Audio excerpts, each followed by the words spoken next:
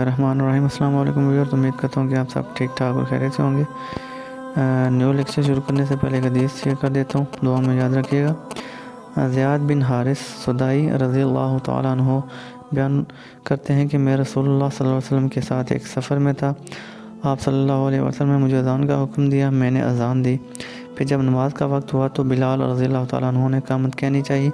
रसूलुल्लाह सल्लल्लाहु अलैहि वसल्लम ने फरमाया, सदा के भाई ज़ियाद बिन हारिस सुदाई ने अज़ान दी है और जो शख्स अज़ान दे वही इक़ामत कहे। ठीक है, जो अज़ान देता है उसी का हक़ होता है वो इक़ामत कहे। फिर अगर कोई दूसरा कहना चाहे तो फिर पहले जिसने अज़ान दी उससे इजाज़त मांगे, फिर अगर उसने इजाज़त दी तो फिर वो इक़ामत कह सकते हैं। ठीक है, जज़ाकल्लाह। अस्सलाम वालेकुम डियर स्टूडेंट्स, उम्मीद करता हूँ कि आप सब ठीक ठाक और खैरियत से होंगे। अगला जो हमारे पास यूनिट है वो यूनिट 8 है। ठीक है, ये मोस्ट इम्पॉर्टेंट है इन टर्म्स ऑफ पेपर, और इसकी जो अप्रोच है वो बैचलर और मास्टर तक भी है। ठीक है, तो ये अच्छी तरीके से जहन में बिठा लें। तो 8.1 भी नहीं मैं करवाऊँगा। ठीक है, जो आपके मेन क्वेश्चन स्टार्ट होते हैं वो 8.2 से स्टार्ट होते हैं। ठीक है, तो 8.2 में जो है वो बाइनोमियल थ्योरम के तहत हमने जो है वो क्वेश्चन हल करना है। लेकिन हमें जो क्वेश्चन करवाए जाते हैं, जो फार्मूले बताए गए थे वो स्क्वायर तक बताए गए थे या क्यूब तक। ठीक है, मतलब a plus B whole square या a plus B whole cube. अब अगर इसके बाद जो है पावर्स हाई आ जाए, ठीक है, ज़्यादा पावर हो जाए, मसलन 4 आ जाए, 5 आ जाए या 6 या बड़ी पावर आ जाए, तो वहाँ पे हमें मसला बनता है कि उसको सॉल्व करना हमारे लिए मुश्किल हो जाता है। इस वजह से इसको हम बाइनोमियल थ्योरम के तहत उसको हल करते हैं। ठीक है, बाइनोमियल थ्योरम क्या है? a प्लस बी की पावर n। ठीक है, n कोई भी पावर हो सकती है, तो इसको हम कैसे एक्सपेंड किया करेंगे? वो NC0, ये यूनिट 7 में है। ठीक है, इसका तरीका मैं आपको कैलकुलेटर से भी बताऊंगा। NCR इसको बोलते हैं। ठीक है, NC0 a raise power n आएगी, ये वाली। ठीक है, फिर इसके बाद जो दूसरा b वाला होगा यानी ये वाला नंबर, उसमें कौन सी पावर आया करेगी? ये वाली। ठीक है, a की पावर n, b की पावर 0। फिर अगली जो टर्म आएगी वो आएगी NC1। फिर क्या होगा? a की पावर में से n-1 और b की पावर में ये वाली चीज़ आ जाएगी, ये नंबर आ जाएगा। ठीक है, सिमिलरली जो अगली आपके पास टर्म आएगी वो आएगी NC2।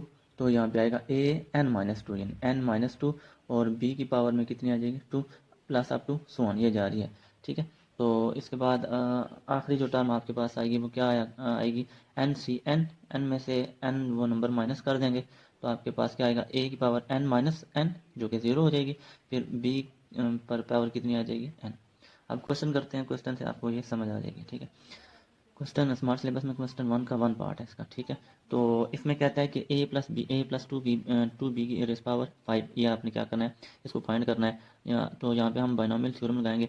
तो a+2b की पावर क्या है? 5 है। तो सिमिलर देखें, NC0 था ना, तो क्या आ जाएगा? 5C0। ठीक है, तो फिर क्या होगा? a की पावर में 5, देखें a की पावर 5 और 2b है यहाँ पे, b की जगह यहाँ पे 2b है, 2b की पावर क्या आई? 0। ठीक है, तो सिमिलरली अब आगे क्या आ जाएगा? 5C1। ठीक है, फिर आगे n-1 था ना, तो आ जाएगा a की पावर 5-1, फिर 2b की पावर 1। इसी तरह 5C2। ठीक है, तो क्या आ जाएगा? a की पावर 5-2 और 2b की पावर कितनी आ जाएगी? 2। ठीक है, अब अगली जो टर्म आएगी वो क्या आ जाएगी? 5C3। तो a की पावर में 5-3 और 2b की पावर में कितनी आ जाएगी? 3। सिमिलरली आगे 5C4, a की पावर 5-4। देखें, फिर इसके बाद जो 2b है उसकी पावर में कितनी आ जाएगा? कितना वो पावर कितनी आ जाएगी? 4। आखिरी जो टर्म आपके पास आएगी वो आएगी 5C5। ठीक है, तो a की पावर में से 5-5 और 2b की पावर कितनी आ जाएगी? 5। तो मतलब पहली वाली जो चीज़ है वो डिक्रीज होती जाएगी और इसके बाद जो दूसरा नंबर है उसकी पावर इंक्रीज होती जाएगी। ठीक है, अब हम 5C0 कैसे निकालेंगे ये मैं आपको बताता हूँ। ये आपके पास कैलकुलेटर है, तो यहाँ पे मैं 5C0 निकालता हूँ। ठीक है, तो ये 5 प्रेस किया, फिर आगे मुझे शिफ्ट प्रेस करना पड़ेगा। फिर इसके बाद ये NCR है। ठीक है, यहाँ पे लिखा है, मैं आपको यहाँ पे बताता हूँ। ये जो है ना, ये डिवाइड के साथ है, तो मुझे शिफ्ट मैंने प्रेस किया, फिर मुझे डिवाइड प्रेस करना पड़ेगा, वो C आ जाएगा। ठीक है, तो ये मैंने प्रेस किया, देखें ऊपर C आ गया। फिर इसके बाद 5C0 था, ये 0 प्रेस किया, तो आपके पास कितना आया?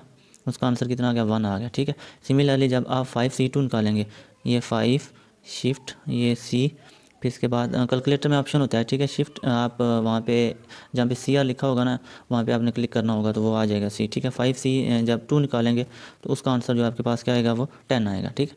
इस तरीके से आपने जो है वो NCR निकालना होगा।